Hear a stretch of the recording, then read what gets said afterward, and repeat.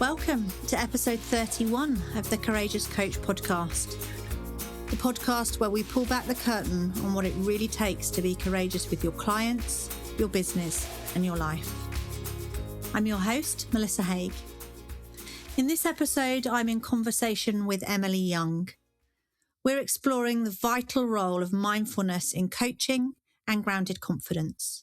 We chat about how mindfulness can enhance presence, emotional regulation, and self-compassion, ultimately leading to that grounded confidence for coaches. Emily shares her journey in coaching, emphasizing the importance of being present and the misconceptions surrounding mindfulness. We dive into practical techniques such as breathing exercises and habit stacking to integrate mindfulness into your daily life and coaching practices. So, are you ready? Let's dive in. Welcome, everybody, to the Courageous Coach podcast. Thank you so much for being here today. Whether you're listening or you're watching, it's lovely to have you with us. Today, I'm joined by the lovely Emily Young. It's so lovely to have you here, Emily. Thank you.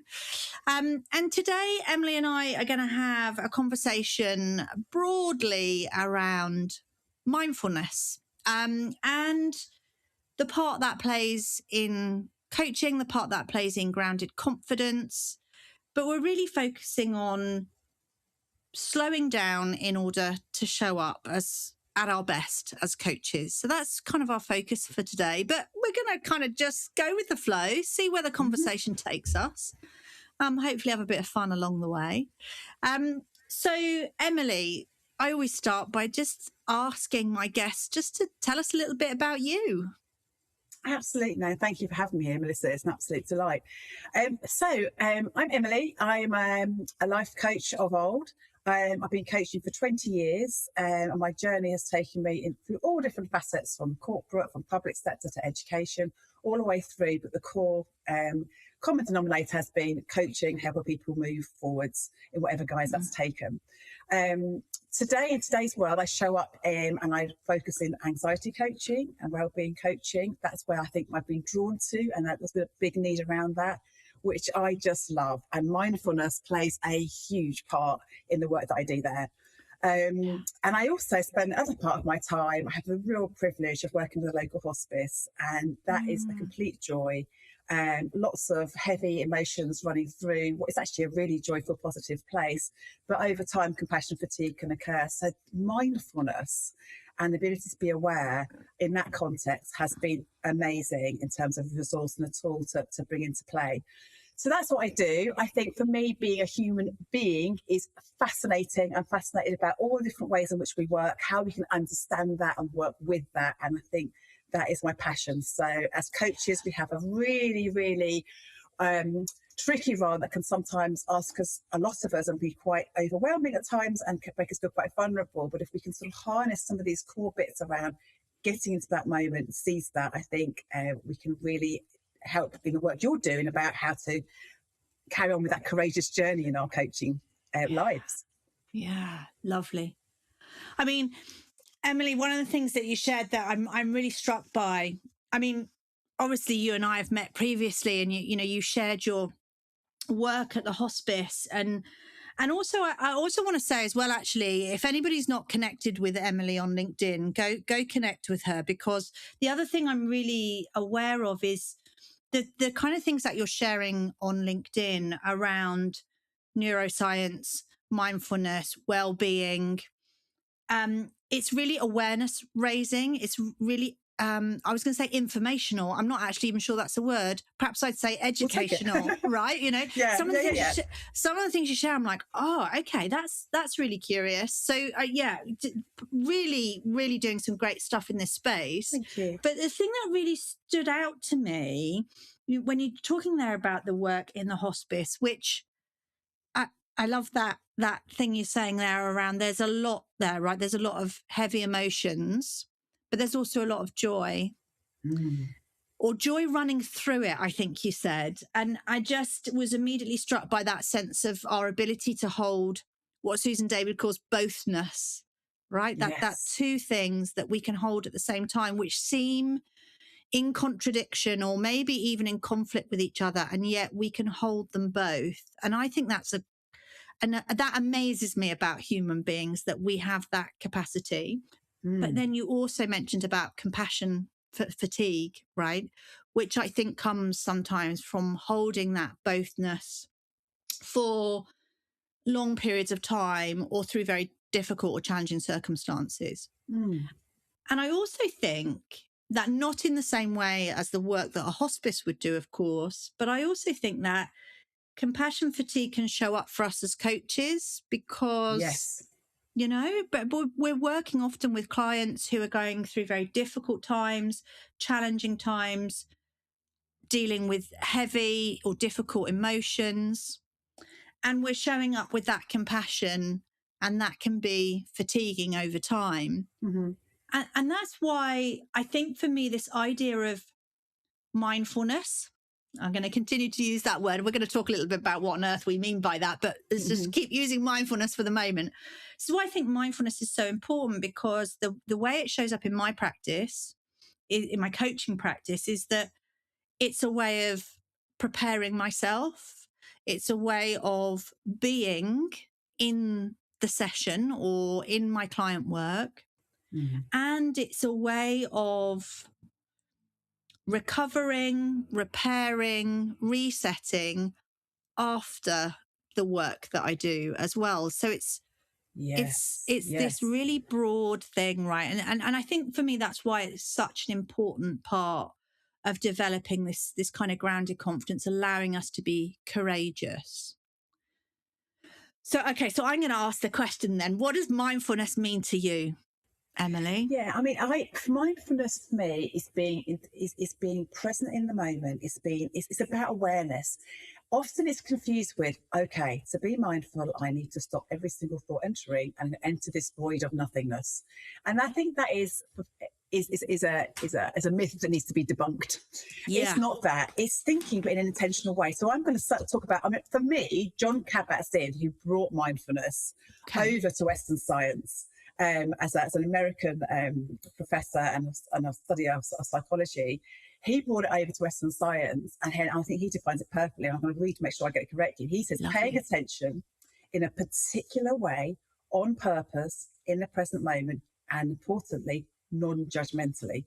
And it's about for me, it's not about the absence of thinking, but it is about the presence of awareness. So it's being able to drop down from a very cerebral way of being. I mean, let's face it, in today's world, there is so much more stimulus, even than when I remember growing up in the 90s. There are so many different more social media channels, so many different things. We've got emails, we've got conversations, we've got various different channels of social media. We've got all these different things we've learned that we want to begin to apply in the sessions, perhaps, as a coach. And there's all of this competing information that's kind of coming into our brains. And we become very cerebral. We're thinking about so many different things. There are no spaces to drop back down and think, and reconnect with the whole aspect of being a human being, which is so much more than thinking. And of course, when we're thinking all of the time, we are activating our stress response, because I've got to do this, do that, lots and lots of things coming in. Naturally, our body's nervous system will respond to that with, oh my gosh, that feels like a threat. And so our emotional brain takes over. Our thinking brain is really busy, and we don't drop down back into our bodies, if you like, to think, oh, okay, where's my focus of attention been? What's my body feeling like? And so we miss a lot of the cues. If we can just drop back down into ourselves mindfully for a moment, can really help us see what we need. What signs are we getting from our body? Where are we still holding tension that we didn't notice, that's still sending a signal back up to our brain to say, high alert, high alert. And if we just dissipated that and took a moment, we could then, that's calm, sends calm messages up. We can come back into the moment. We can be with just one particular aspect of whatever it is we're doing mindfully. We can connect with our senses, and then we get so much more out of whatever we're doing because we're there with it fully, rather than being on this other aspect of the continuum, which is thinking. And do you ever get that kind of that moment whereby you've poured over thinking about trying to find an answer, a way forward, and you just can't get it? The minute you go and have a shower, chat with a friend, ping, there it is. Uh-huh. Yeah. And that's because we've made space for it. We've allowed the connections to happen in a way where the emotional brain is in control. When we relax, our rational brain, that prefrontal cortex, can come into play. And that's where the magic works. That allows us to make connections and find the solutions that we need and be creative. We can't be creative while the emotional brain's in control and we're thinking, because we're just stoking that stress response. And that's where the rational brain gets dialed down, because our body's just prioritizing what it thinks it needs to survive. And so neuroscience can help us think, this is what I'm firing off when I'm continuing to think without break and I'm not dropping down into being mindful. I'll pause there because I'm getting passionate. Well, no, I love it. I love your passion. It's amazing because I'm always really conscious that when we talk about mindfulness, it's one of those words that has a lot of, as you said, a lot of myth around it, a lot of assumption around it. And it's just so lovely to hear you talking about it in this way. I mean, there was just some beautiful stuff in there. I mean, I love that. And I'm gonna ask you to say it again because it was amazing. You said it's not the absence of thought or thinking. It's not the absence of thinking. And then it was like being in presence. Lovely. I'm like, oh, wow, light bulb, right? It's not the absence of thinking. It's the presence of awareness. I mean, because I think that the biggest challenge for me when I, began to realize, okay, I need to be more mindful, right, this is something I need to do. Okay, that's curious to be in with, right? Mm-hmm. But it was this kind of thing, okay, so what I need to do is meditate. Mm-hmm. Now, if you're someone like me who has a very, very busy brain, I find meditation really difficult. And so what I would do is I'd be, right, I'm going to practice meditation. I'd use an app or whatever. And my brain was still firing off, and getting distracted and all that kind of thing. And then what I found was I was ending up beating myself up because I couldn't be in the present moment, and you're doing this wrong and you're no good at this, and defeating the objective. Yes, yeah, exactly. So I love this idea of I was working with I did a program, I don't know, it must have been a couple of years ago now, around mindful self-compassion, and in the work of Kristin Neff, and I had the most glorious teacher, and we would do these practices which I wouldn't have called meditation. I guess some people might have, but I called them practices. So language was important to me. And she would just say, she had this beautiful voice. I mean, some people just have the voice to do this kind of practices, right? And she would say, occasionally during the practice, she would say, and if your mind wanders, that's okay. Just notice and then come back. And I was like, oh, so I don't have to beat myself up. I can just go, okay, I'll notice that and then I'll come back. So I love this idea of presence or being present, because presence is so important for us as coaches, being in the present moment with our clients. And Emily, you've reminded me of something which I've not thought about for a long time, which I'm now like, oh, that's okay. I want to share that. So I'm going to share it and I'll just see where it takes us. Because what I was remembering, what you reminded me of, is when I began my kind of coaching, my coach journey, development, all of that kind of thing, brand new, shiny, out the box, newly qualified coach. I would have a session with a client and I'd come out and I'd reflect initially. And then I've always been relatively good with my reflective practice, kind of like making it a habit, if you like. I'd always go back to my reflection and, think about what went well and what didn't go well. And the thing I began to notice was that post-session, either immediately and sometimes a little time afterwards, you mentioned about being in the shower. Like I would be doing something unrelated and I would think, I could have said that. Or what if I'd done that? I wonder if that would have changed the outcome or the way the client's perspective or whatever. And I then, because I'm really good at beating myself up, I would go, well, why didn't I think of that in the moment? For goodness sake, it would have made all the difference to the session. Well, do you know what? I'll do it next time. And then, and that was kind of my development style, I would guess. And I can't remember. I think I went on a webinar, or so. It wasn't a big event, just a kind of short webinar. And I had this light bulb moment that part of the reason that it was coming to me after the event was because I wasn't present enough in the session to allow it to emerge for me. Well, that changed everything then. I was like, okay, so how do I get more present in the moment? And there's a whole load of stuff after that, but you just really reminded me of that. So, yeah.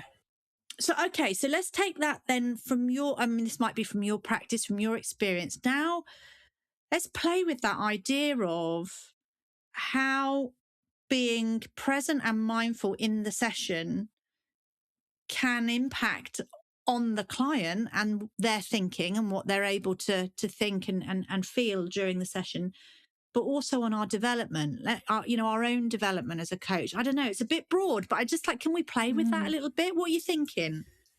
Yeah, I think as coaches, we go through these lovely courses, we do lots of practice, and we have all these lovely frameworks and these different questions, different techniques, and we've got all this stuff. And then we go into the space and it's like, okay, right, so we've got to have that framework down, we've got to ask this question, do that. And so what we're doing is we're thinking. And if you imagine a continuum in the way that we operate as humans, we've got thinking, we've got mindfulness in the middle. And if that's your practice and you're a kid with it, and you want to do a deep reset, then maybe meditation at the other end.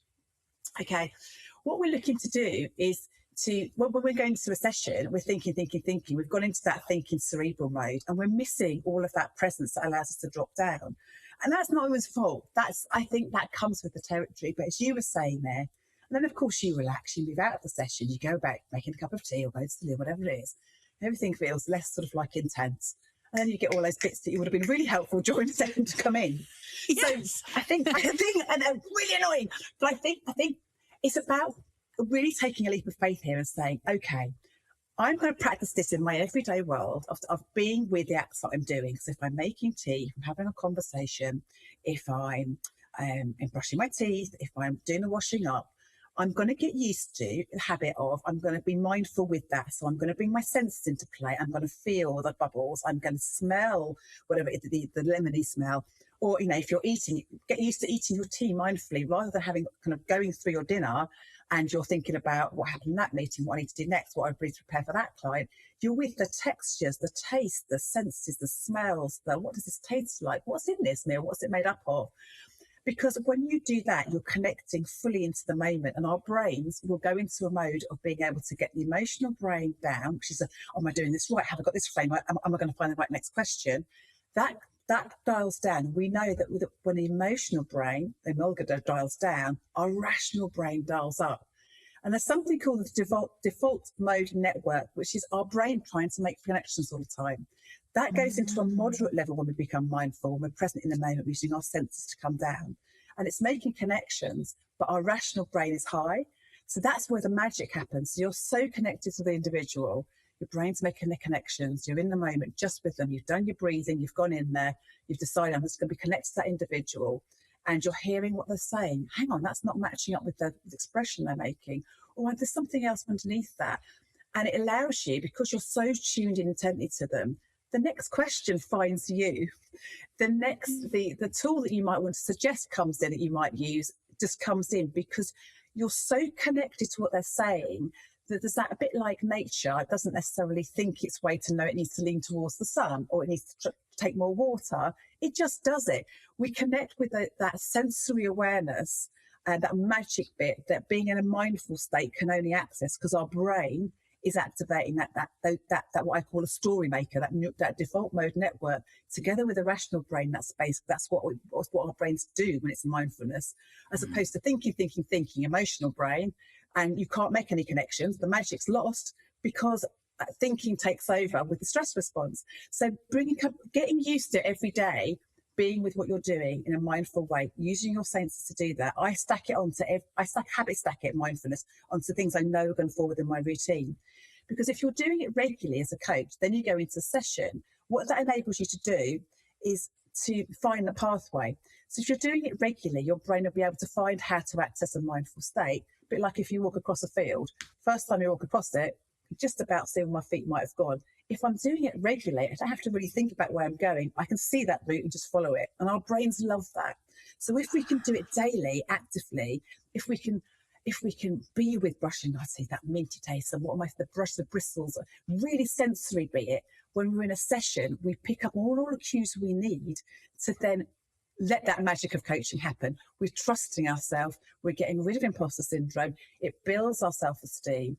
It's a leap of faith, I know, but honestly, mindfulness, it will pull on every bit of nuance you've got and make those connections, because that's what that state's designed to do. Again, I'm going to stop talking now. No, I love it. Because look, there's just such. I love this because as you're talking, I'm getting, my brain is going ping, ping, ping, ping. Oh, there's that. So I love it because I love that word you used, habit stacking, because game changer. Yeah, because game changer. I think this is the really interesting thing.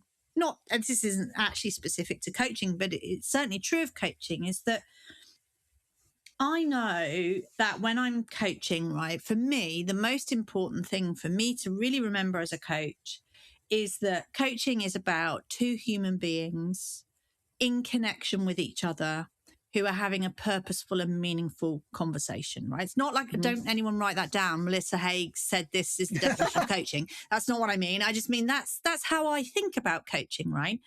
And so for me, there came a point in my development where adding more tools and techniques and qualifications wasn't where I needed. I'd done enough of that. It wasn't where I needed my development to go. That was ticked. Yeah, exactly. And I was kind of like, okay, my next stage is to develop me as a human. So development of self, right? Do it, whatever you want to call it, doing the inner work, developing the instrument of self, whatever. But that I was like, I need to develop my humanness here, right? In order to be in connection with another human. And so what I love about what you just said is when we're developing our ability to be present in the moment, mindful, when we're working with our clients, it isn't about, let me go on a course where someone teaches me to be a mindful coach. It's about, how can I be mindful when I'm making a cup of tea? How can I be state management? Yeah. Yes. It's How can I be? State. Yes. Yeah. Go on. Tell us about state management. No, sorry. It's just that's the term that I pinged off when you were saying that brilliant bit about, it's not about more tools. I've got that in the bag. It's not about more frameworks. It's about, how do I get into a state that is conducive for me to hold a session with someone that's fully connected, that brings into play all those things I know. And you can't do that if you're constantly thinking about it. It's about connecting to that moment with them. And it is definitely about state management, which is why it's very brilliant, like I said, every day to make a habit of, with these tasks that I do as part of my routine, I'm going to stack on a bit of mindfulness of being with it. The other thing that mindfulness can do as well, and how I will start my days, I will do what I call a check-in. And we do this a lot in the hospice with some of the frontline roles there, some of the nurses. We say, take a moment, you're making your cup of tea, you're having your break, you go into the loo, whatever it is, doesn't matter. Check in with myself. Where's my focus of attention been recently? Where have I been? What have I been thinking of? What have I been orienting around? Where's my attention been? What thoughts have I been noticing? And I said this to you, didn't I, before, Melissa? I said it's almost like all of those thought clouds that are around our head, lifting them off, popping them down, taking a couple of steps back, and just without judgment, gently noticing, how did that serve me? How did I feel when I was attached to those? And then the other really important thing that's often missed, let me just drop down into my body and almost do like a mini scan. I mean, there's big meditations you can do with lots of body scan stuff, but you can do it in seconds. So, okay, let me just start at the top. How's my head feeling? Is it hurting? Is it throbbing? Where's it at? Let me just drop down into my neck. Is there any tension here? My shoulders, and then scan all the way through. And more often than not, we're like this sometimes. Oh, yeah. Actually, yeah. We notice and we can dissipate it, because 80% to 90% actually of the messages to our brain to tell us what state we're in comes from our body. From the body. So, and we often miss that because we're so thought up thinking. We don't drop down into ourselves. We're so cerebral to think, actually, where is my body? Is there any tension I can dissipate? Can I shake that out a little bit? Can I breathe deeply, let it out, and as it lets out, release all of that? those few that check-in allows you to see where it is, dissipate it, take the action, see what you need. Is it a different focus of attention? Is it coming back into a moment mindfully? Is it to actually do something physically to move? And then you allow your state to become different and to move through. And if you've been through a lot of difficult conversations where there's been heavy, as we do as coaches, and as obviously the work I do in hospice, even more so, then without you realising it will stack up and up. And so that mindful check-in of where am I here? Where am I here? What do I need? Can be the game changer for then how your state plays out over time. And if you do that regularly, you can stop what we call the stress and the burnout happening much more quickly, especially in the roles I do in the hospice. But as coaches, we can create a regulation that's really needed so that when we go into those difficult conversations, we don't follow those emotions that our clients holding. We're able to enter in quite an emotional regulated state. And obviously the state that we're in can sometimes sort of transfer to them as well. So holding that space in them in a mindful way can be really helpful for them to be able to come down to make sense and talk freely about whatever it is they're going to. And they might have entered that conversation in quite a highly emotionally charged way where their emotional brain's in control. But by the end of it, they're able to leave perhaps in a more rational, mindful way because of the work you've done, how you show up and the energy that gives in that session. If that makes any sense. Yeah, absolutely. Because I think there's lots in neuroscience, isn't there, about mirror neurons and all of those kind of things that human beings have that connection. And I think there is a real role for us to play in kind of mirroring the state, right? And display, being in that state without explicitly going, I am in this state. Our body and our client's body, they respond to each other, which that hugely. Oh my goodness, that's amazing, isn't it? Phenomenal. And I really love this idea that you mentioned around, how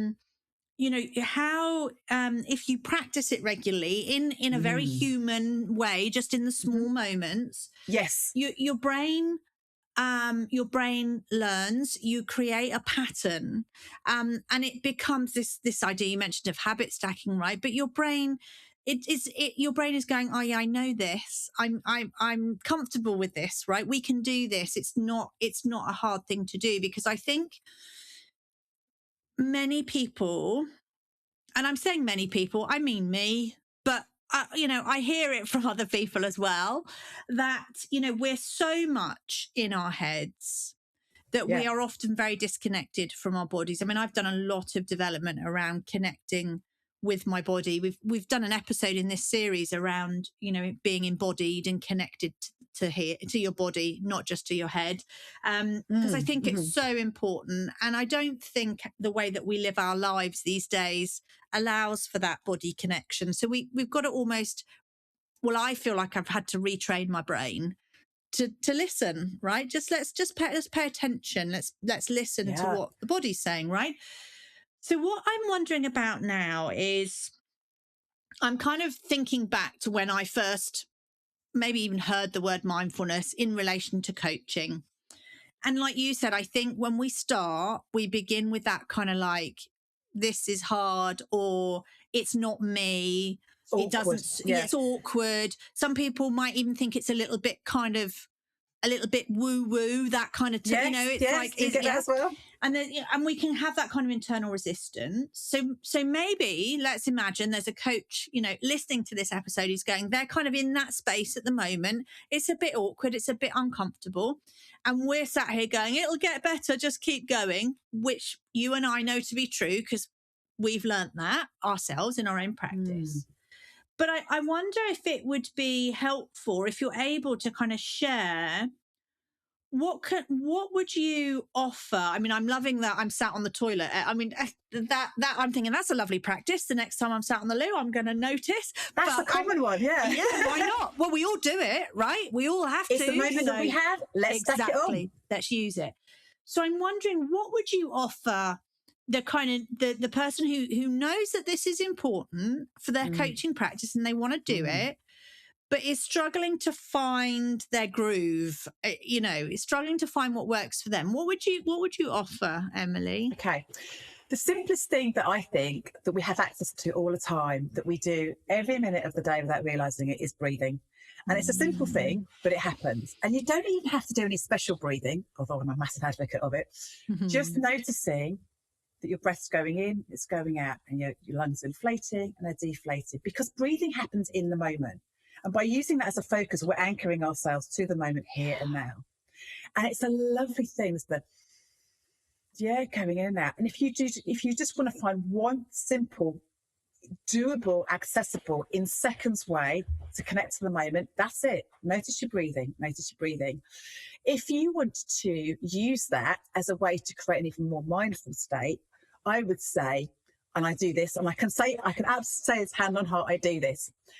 So one of my habits, like routines, is when I make a cup of tea in the morning, I do my check-in. After that, when I'm finishing doing it, part of that is I will do a breathing technique. So I'll breathe in, very deep breath for 3, I'll hold for 4, and I always make sure the outer breath's longer. And that's it. Breathing is information to our minds from our body to say what state I'm in. Am I safe? Am I not safe? Shallow breathing from here. And we're getting ready to redirect oxygen elsewhere, and get into fight, flight, flee, whatever it is. In terms of the stress response, that's what it equates that with. If we can send it information regularly, even when we're okay, and that's a really important part, through our deep breathing techniques, then it's getting a little download, a little peppering of I'm safe, everything's good, the state I can be in is relaxed. It helps us to go into that mindful state more easily, because our rational brain's dialed up, our default mode network is making the connections and helping us in that moment to just be with what we're with. And that's the combination mindfulness needs to work really well. So breathing can get you, it's a hack, if you like, across whatever state you're in, to that state of being very, very mindful. So I would say definitely check in first thing. Just notice without judgment. Just get used to checking in. Even if you do nothing with it to start with. 2 minutes. We can all find 2 minutes. If we use James Clear's Atomic Habits practice, which I love, by the way, great book, go and read it. He says, how do we make habits stick?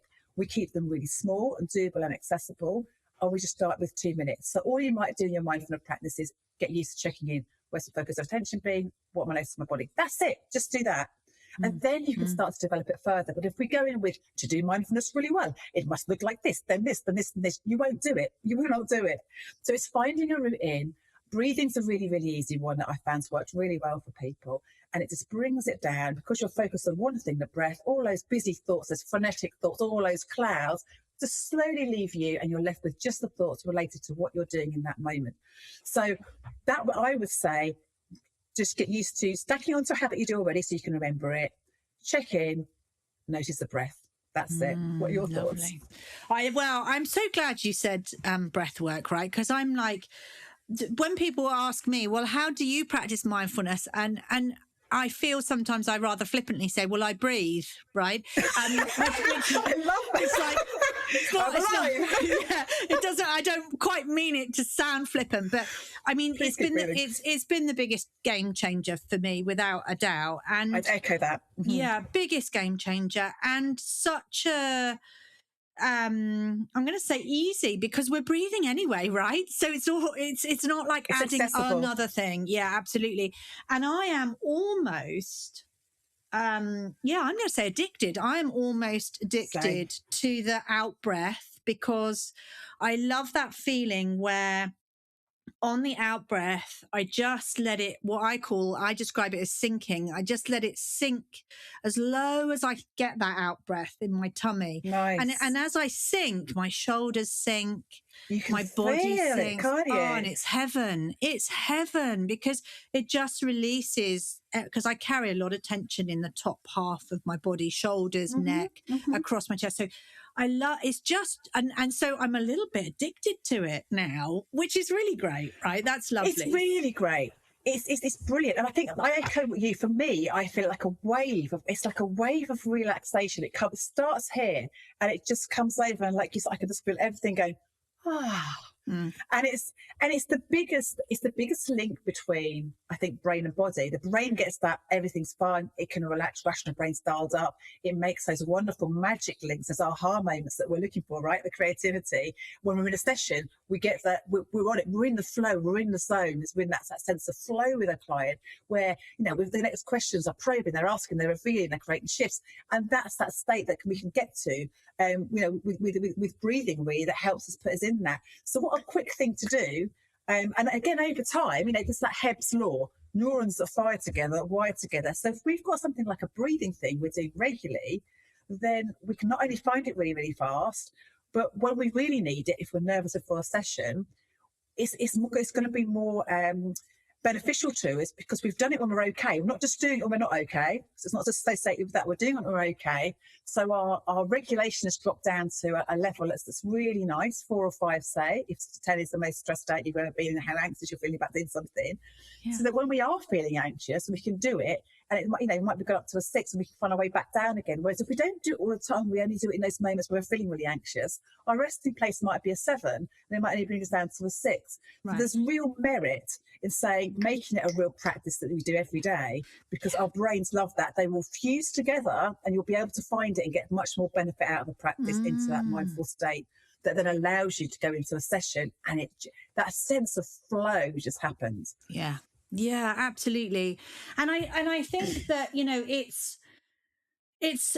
again, that kind of taking a deep breath, right? Which people say, take a breath, or as a throwaway statement. And I think that it can be so helpful, when you're preparing for your coaching session, like noticing where's my breathing, can I move it? Does it need to be somewhere else? What's, all of that, like you said, curiosity, non-judgment. And then the other thing I do in sessions as well, is, when I become conscious of, I'm moving into solution mode, or I haven't listened, I've been distracted, or I'm feeling, sometimes I feel a strong emotion for my client, like particularly if they're going through a tough time. And I can feel that emotion like starting to grow. Okay. Or I just take a deep breath. Take a deep breath. And I can remember doing it in those, and this, doesn't happen to me so often now. I've been coaching for a while, but those moments where you kind of go, what's the next question? I don't know what I'm going to say. Yeah. And okay, well, your breathing's all up here in the top of your chest. Just take a breath. So I think it's so, so powerful. And I also think there's something interesting for me about, taking that lovely deep breath, really lowering myself into that out breath is an ongoing practice. I use it all the time. But I also think there's a lovely way for me where I kind of have expanded that practice. So, for example, I now know that, my most supportive breathing, again, I'm not quite sure I'm going to get the words right, but my most supportive breathing in kind of bringing me present, lowering any kind of feelings of stress or anxiety, comes when I breathe outside. So when I breathe fresh air. So, before a session, if I notice there's more nerves or anxiety than I would normally expect or feel comfortable with, I go out in my garden. Just going to stand out in my garden for a couple of minutes and I'm going to breathe out here, no differently than I would breathe inside, but I'm just going to breathe out here. And the fresh air has a completely, so what I guess I'm saying is that once you start, like this idea of you start small, create habits, build on existing states, all of that is great, isn't it? Because then you create the habit and then you can start to expand that and build on it. You don't need to start with this amazing kind of, I'm some sort of, I'm going to say like Buddhist monk or do you know what I mean? You can just start small and then you just build and find what works. I think that's it. Find what works for you. Absolutely. And I think once you start with the breathing, and it's interesting you say about outside, fresh air definitely, but my gosh, nature is the biggest example of being, we're human thinking capacity, beings. We don't act that being state enough. We do, and we think a lot because that's the magic that makes us different. The wonderful, complex, and how amazing is it to be human at the end of the day? It's amazing, but we don't always harness that being state. We see it in nature. It's an unthought thing. We can't think everything. Some things are unthought, I always say. And when we can drop down to being, it finds us. And that's that magical quality with mindfulness. That if you can trust and find it and practice it, you connect with it. And I think nature's a fantastic example. So yeah, what a wonderful place to be amidst doing that breathing. And you're just, it really does sort of compound the benefit of doing it there. And I think you're right. It's about starting small and finding your thing. But once you start to breathe in that way, you start to, and you're because obviously the breathing is going to make you feel totally relaxed, and you're reasoned, and your perspective gaining part of your brain, that prefrontal cortex, is online with what you're doing.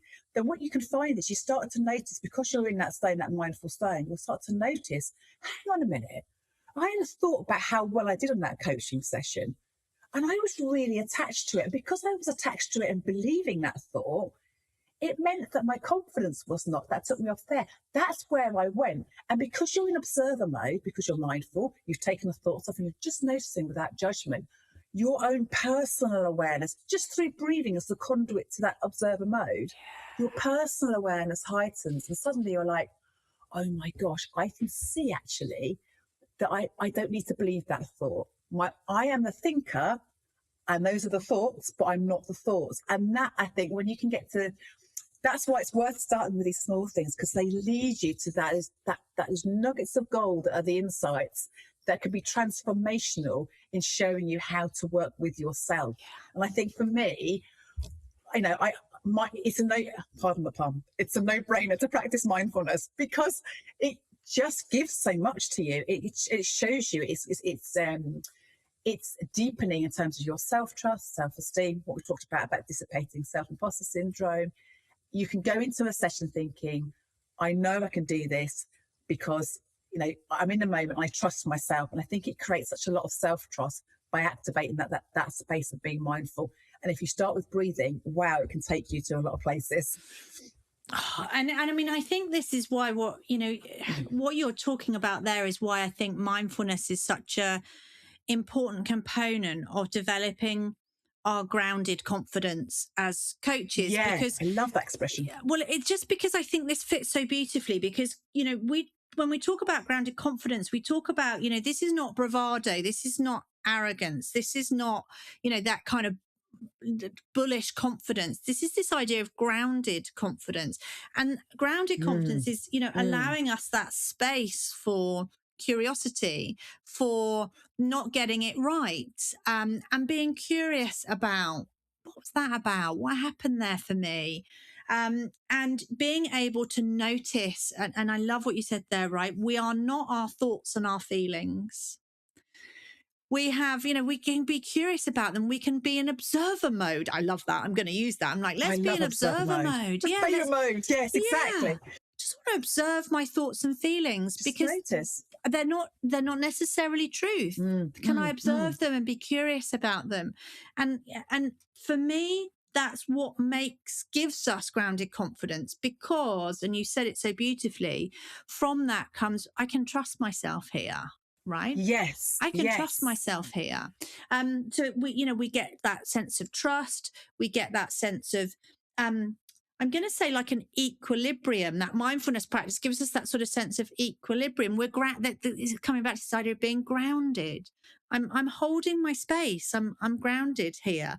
And so I think for me, mindfulness has become a non-negotiable in order for me to be at my best as a coach, to be able to show up as the coach I want to be, and as the human that I want to be in connection with another human. Yeah. But I think a really important point, and you've used the language a few times, and I think, Emily, I think it's so important, is this idea of non-judgment. And I think what we mean by that is not judging our thoughts and feelings, noticing them and being curious about them. Right. Because if we judge them, then we're taking it off a thought process, and we're just observing. We're just observing. Yeah. And I love that, because that then, I believe, then that allows us to practice, alongside practicing mindfulness, we're also practicing self-compassion. Yeah. When we're in that stance of observer mode 100. and non-judgment.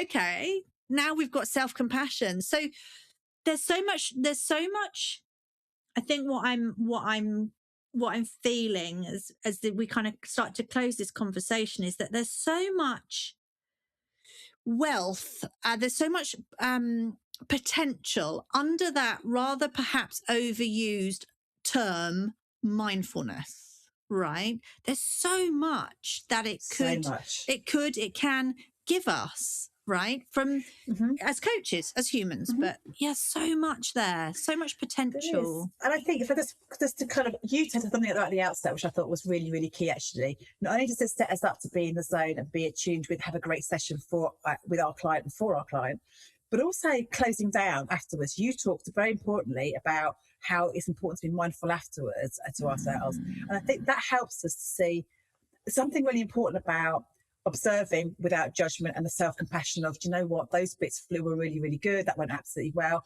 Okay, that might not be what I intended, but actually that's great as well. That's a gift to me. But often what happens is, when we're seeing those glimmers of what went well, we don't necessarily stop to really soak that in, to really soak in those moments. And if we can soak that in, that creates a new frame of reference from which we move forward next time. But we're so looking to what's next.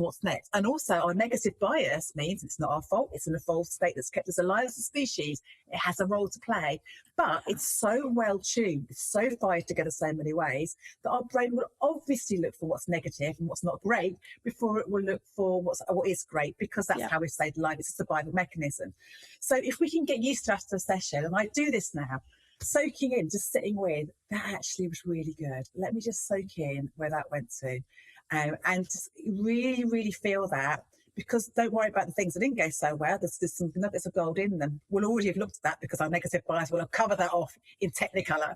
But we aren't so good at really soaking in those things that work, and that builds our confidence and our self-trust. So if we can use those mindful moments just to be with that, just to add on to what you were saying about self-compassion and what I call glimmers of what's gone well, that is so useful, because again, our brain will take that evidence, take that information, and it will use it in a little stock over here. So when we're in a situation again, it will say, do you know what, you've got this, I know this. And when we're in that sense, we're mindfully connected, it will come in left field just when you need it to. So soak them in. Yeah, I love that. Soak in the glimmers. I like soak that. Them in. Yeah. Well, look, I was going to close with the question, like, what's the one thing that you would love every coach to know about mindfulness? And I feel like there isn't one thing. So I don't know if it's a question you can even answer. But if you could get it into one thing, what would it be? Check in. Check in with yourself. Take a moment to check in, because then you realise you're checking in and saying, what do I need? Where's my attention been? What's my body been like? And then you can say, right, mindful practice looks like this today. And this is where I'm going to weave it in. But if you can check in with yourself, and if that's the one thing that you do, it may be that you decide you're going to focus on your breath and your breathing, or you're going to do breathing technique, or maybe you just said, you know what, I'm going to eat my dinner today and be with my lunchtime. I'm going to use my senses and bring them in. Check in with yourself and do it every day. And it can take seconds, but it can mean difference between getting caught up with things over time and being burnt out, and actually bringing things back into the moment and being able to really kind of seize those hardest, those gifts that are within the moment that we often miss. So check in. And I'm gonna add, right, because I love this. Yes, I'm gonna do it. I'm gonna add to this check-in idea, because I think this is great. What I want to remind people of is, don't just check in with yourself in the 15 minutes before your session. Check in with yourself when you're making your coffee, when you're, brushing your teeth, when you're just make this habit. Going to sleep. Yeah, absolutely. This habit stacking. That's what I'm like, come on, I love it. Keep it easy. Let's do it as humans, not just as coaches, right? Yeah, amazing. Perfect. Emily, I have loved our conversation. We could talk for hours. I feel like this is another one where I'm going to go, Emily, come back. Let's do a part 2. Because I just think this is so important, and such a critical part of being a courageous coach. It's really a core component. It's so important. Yeah, absolutely. So thank you so much for being here. for sharing all of your passion and knowledge and feeling around mindfulness. I really appreciate it. So thank you. And thank you for the work that you're doing with Courageous Coaching, because it's so needed and it's amazing. Thank you. Appreciate Lovely. it. Thank you, Emily. You take good care of yourself. Thanks for listening to this episode of the Courageous Coach podcast. I hope it gave you something to reflect on, something to feel, and maybe even something to act on. If you've been nodding along or feeling that tug of recognition, you're not alone. These conversations are here to remind us that courage isn't about having it all figured out. It's about showing up, doing the inner work, and being willing to be seen, even when it feels uncomfortable.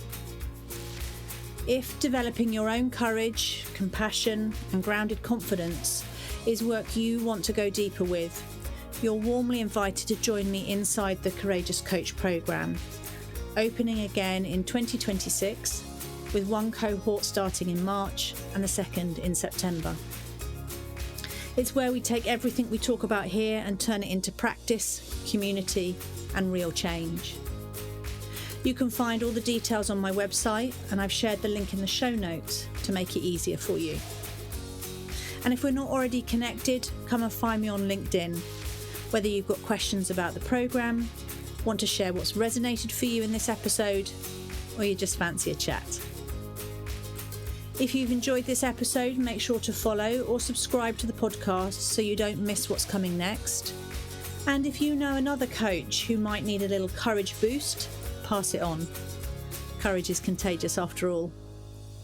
Thanks again for listening. And until next time, stay curious, stay human, and keep choosing courage.